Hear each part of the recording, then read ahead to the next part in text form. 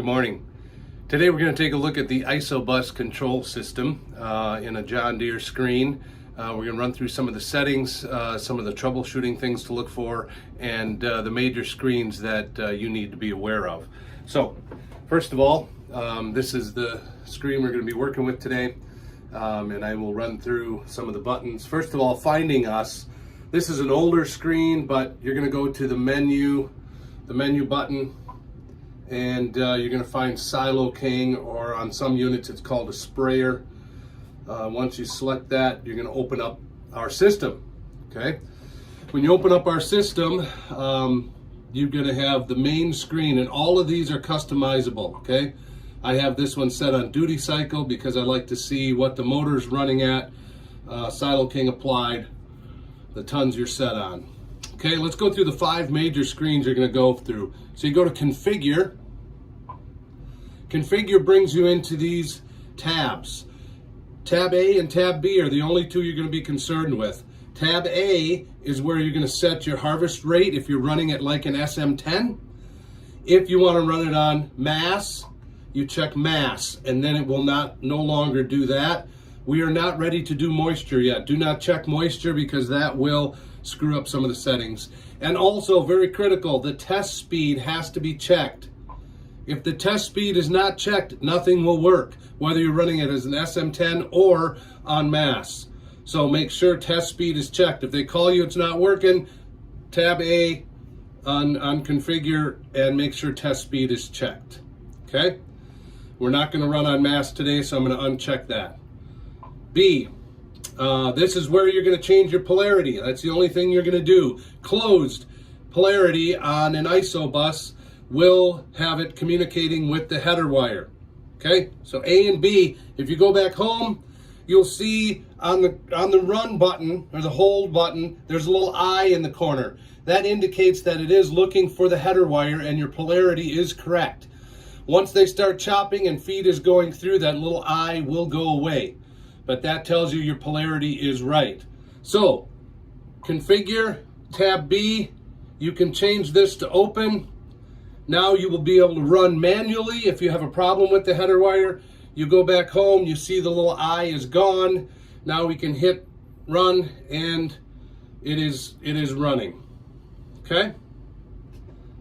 All right, what else do we need to know?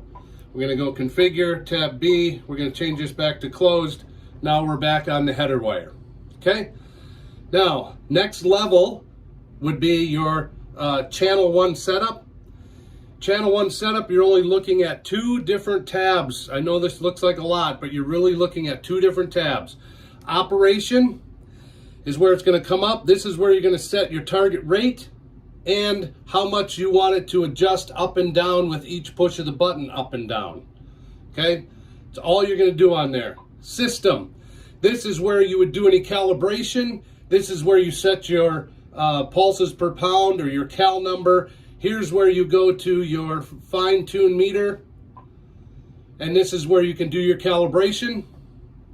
And all you need to do here is hit run out, and measure how many pounds.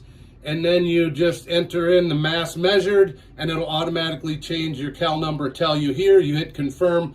All done, calibrated. Okay?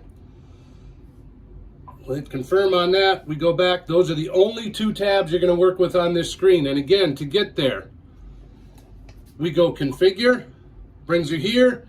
Channel 1 setup brings you there. Okay? One more thing I have to show you, and then we'll be done for the day. John Deere, the John Deere systems, our ISObus fires up in a matter of seconds and is looking for a response from the John Deere system. If the John Deere system does a longer boot and it doesn't boot up until we're done looking for it, we don't have the connection with the harvest lab. So you'll have to do a reset on the ISObus. It'll relook for it, it'll get connected. That's the other major fix. I had a call yesterday, it's not working. Had them do a reset. We found the John Deere system and we were good to go. So quickly, let's run through that reset. Okay, you're here, you hit configure, and instead of channel 1 setup, you hit diagnostics. Down in the corner, you hit reset. It'll ask if you're sure, you hit confirm. The screen, the Agri-King screen will go away. It's working on rebooting. If we go back into our menu, it's not there yet. As soon as it's ready, that option for our unit will come back.